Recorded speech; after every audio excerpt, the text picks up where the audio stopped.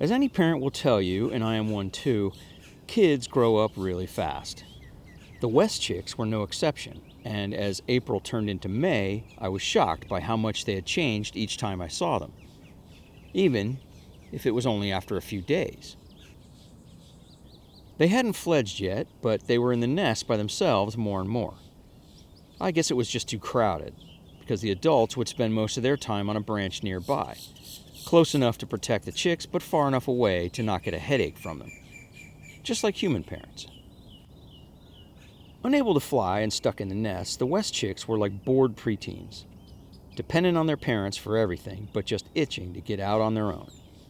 They walked around, entertained themselves, stretched their incomplete wings, and waited for food to be delivered, just like human kids. And then there it was. One of the chicks took a strike at a branch and clamped down on it with its beak. I really didn't think much of it at the time, but it was a significant behavior for me to observe.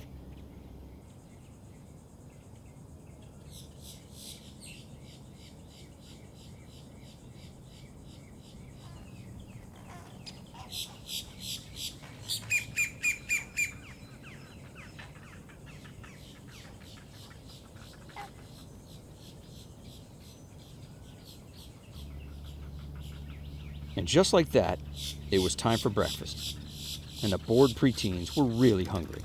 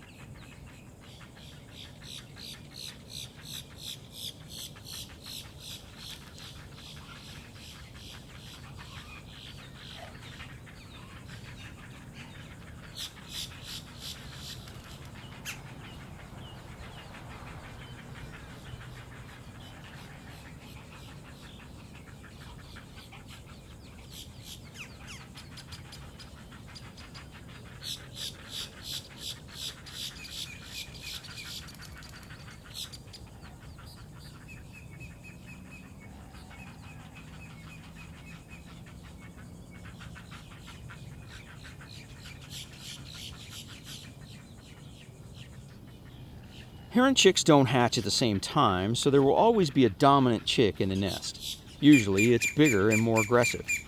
The dominant chick will tend to get the food first and down it as quickly as possible.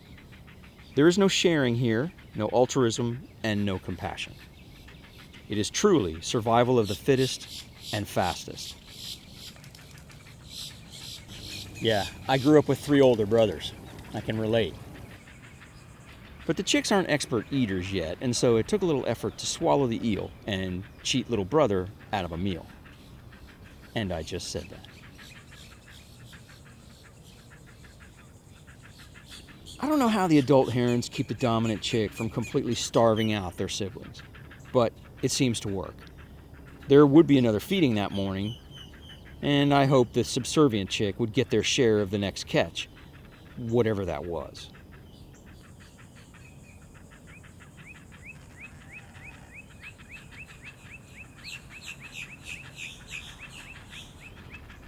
Once this feeding session was over, the adult moved out of the nest for some peace. Parenting, as I said before, is a grind.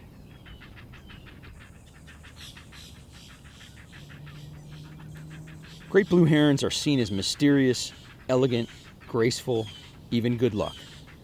But they are ruthless hunters.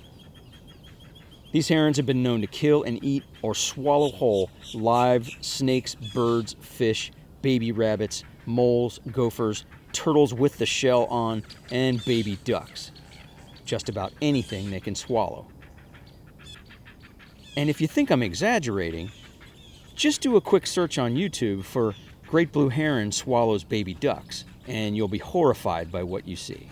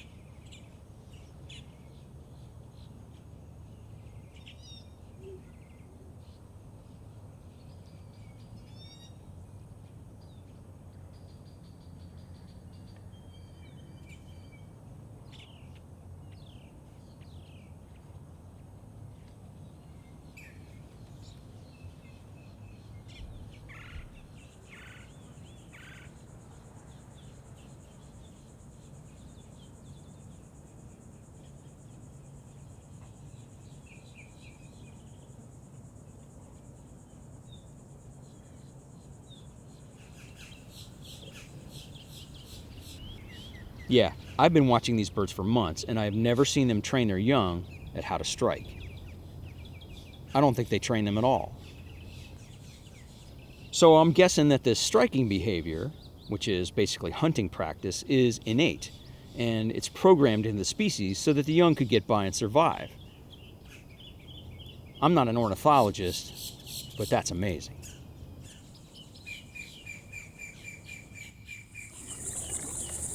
What does that matter to me, the non-birder? Imagine it this way. Imagine that your toddler crawling across the floor suddenly gets up and walks into the bathroom, takes a seat on the toilet. While they're on the toilet, they whip out a notepad and they start writing out every letter of the alphabet. And while they're doing that, they reach over and change out the toilet paper roll without ever asking you how the hell to do it. Yeah. That's how amazing that is.